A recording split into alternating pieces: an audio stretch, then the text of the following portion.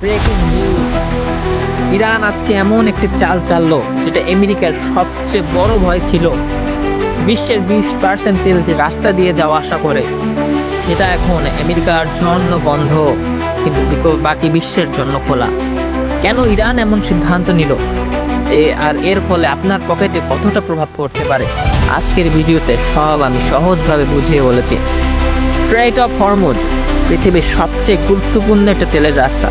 প্রতিদিন প্রায় 2 কোটি ব্যারেল তেল এই পথ দিয়ে বিভিন্ন দেশে যায়, যেমন সৌদি আরব, ইউএই, কুয়েত সহ মিডল ইস্টের বড় ওয়েল এক্সপোর্টার এই রুটের উপর নির্ভরশীল। সোজা কথায়, হরমুজ হলো বিশ্ব অর্থনীতির একটি হৃৎপিণ্ড। এখানে ছোট সমস্যা মানেই পুরো বিশ্বের ফুয়েল প্রাইস বেড়ে যাওয়ার ভয়। কিন্তু এখানেই ব্যাপারটি আরও ভয়ঙ্কর হয়ে যায়। বহু বছর ধরে ইরান আর আমেরিকার সম্পর্ক অত্যন্ত উত্তপ্ত। অগ্নিশিখা, ইকোনমিক সেকশনেশন, মিলিটারি প্রেসার আর পলিটিক্স সব মিলিয়ে মিডল ইস্ট এখন অত্যন্ত একটি সেন্সিটিভ অঞ্চলে পরিণত হয়ে যায়। আর এখন ইরান নতুন করে মিলিটারি ড্রিল, মিসাইল ডিসপ্লে আর নেভেল মুভমেন্ট দেখাচ্ছে। অ্যানালাইস্ট মনে করছে ইরান দেখাতে চাইছে যে তারা হরমুজ চাইলেই নিয়ন্ত্রণ করতে পারে।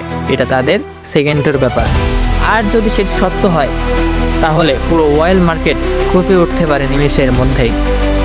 ডোনাল্ড ট্রাম্প এর সময় থেকে আমেরিকা ইরানের উপর সর্বোচ্চ চাপ প্রয়োগ করার চেষ্টা করেছে, কিন্তু তারা এ পর্যন্ত ব্যর্থ হয়েছে। সেকশন দিয়ে ইরানের ইকোনমি আর অয়েল পাওয়ার দুর্বল করার চেষ্টা করা হয়, তাদের সম্পদকে জব্দ করা হয়, এটাও তারা সফল হয়নি। কিন্তু ক্রিটিক বলছে এই প্রেসার স্ট্র্যাটেজি মিডল ইস্ট কি আরও আনস্টেবল প্লেসে নিয়ে যাবে। এর কারণে কি মিডল ইস্ট সহ পুরো বিশ্বে কীরকম সমস্যায় পড়তে পারে। আপনি কি আপনার মতামত কি সেই বিষয়ে জানাই দিবেন। আর এখন হরমুজ টেনশন আবার নতুন ভয় তৈরি করেছে। এখন প্রশ্নের বিষয় হচ্ছে যে আপনি কি মনে করেন ইরান সত্যি বড় কনফ্লিক্টের দিকে যাচ্ছে, নাকি অন্য কিছু? কমেন্টে আপনার মূল্যবান মতামতটা জানাই দিবেন। এই বিশ্ব ইতিমধ্যে অর্থনৈতিক চাপের মধ্যে আছে। ইনফ্লেশন, ফুয়েল প্রাইস আর শিপিং কস্ট সব কিছু আনস্টেবল। আর যদি হরমুজ রুট সিরিয়াসলি এফেক্টেড হয়, তাহলে অয়েল সাপ্লাই চেইন বড় ক্ষতির মুখে পড়বে। তখন শুধু মিডল ইস্ট না, এশিয়া, ইউরোপ, আমেরিকা সবাই এর প্রভাব অনুভব করবে। ইতিমধ্যে আমরা বাংলাদেশিরা এর প্রভাবটা অনুভব করে ফেলেছি, তেলের সংকট। কিন্তু এটা শুধু মিডল ইস্টের সমস্যা না, কিন্তু বাংলাদেশ মিডল ইস্ট থেকেও ফুয়েল ইম্পোর্ট করে। মিডল ইস্ট বাংলাদেশে কিন্তু ফুয়েলের একটা অন্যতম স্থান। তাই হরমুজ রুট নিয়ে বড় সমস্যা তৈরি হলে ফুয়েল প্রাইস বাড়তে পারে। বাংলাদেশের জাহাজকেও তারা আটকায় রাখছে, কারণ বাংলাদেশ আমেরিকার পক্ষে কথা বলছে, ইরানের পক্ষে কোনো যুক্তিযুক্ত বার্তা দেয়নি। ট্রান্সফরমেশন কস্ট, বাজার পণ্যের দাম ইতিমধ্যে কিন্তু বাংলাদেশে বাড়তি। অর্থাৎ মিডল ইস্টের টেনশন এর ইম্প্যাক্ট সরাসরি কিন্তু আপনাদের দৈনন্দিন জীবনে পড়তে শুরু করেছে।